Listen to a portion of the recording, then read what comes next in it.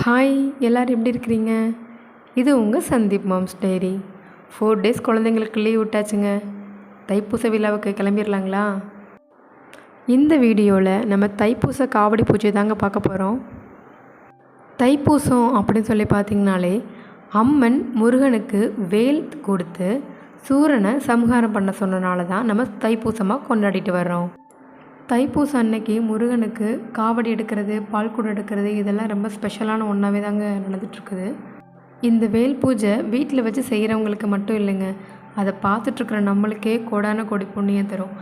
நானும் இந்த வேல் பூஜையில் கலந்துக்கிட்டேன்னு நினைக்கும் போது எனக்கு ரொம்ப சந்தோஷமாகவே இருந்ததுங்க. முருகனுக்கு செலுத்துறதுக்காக வச்சுருந்த இந்த வேலுக்கு பார்த்திங்கன்னா பால், தயிர், பஞ்சாமிர்தம், நெய் இந்த மாதிரி பல வகையான அபிஷேகங்கள்லாம் செஞ்சாங்க. அது பார்க்குறதுக்கே ரொம்ப சந்தோஷமாக இருந்தது. வேல் பூஜையெல்லாம் முடிஞ்சு முருகனுக்கு காவடி ஆட்டம் ஆடினாங்க. அது பார்க்குறதுக்கே ரொம்ப நல்லா இருந்தது.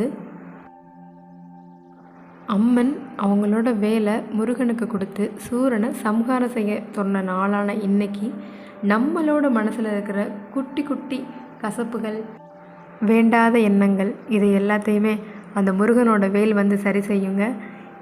வெற்றிவேல் முருகனுக்கு அரோகரா அப்படின்னு சொல்லிட்டு உங்களுக்கும் முருகனோட அருள் கிடைக்கிறதுக்கு மனப்பூர்வமாக வேண்டிக்கிறேங்க. இந்த வீடியோ உங்களுக்கு பிடிச்சிருந்ததுன்னா லைக் பண்ணுங்கள், சப்ஸ்கிரைப் பண்ணுங்கள், பெல் ஐக்கானை கிளிக் பண்ணிக்கோங்க.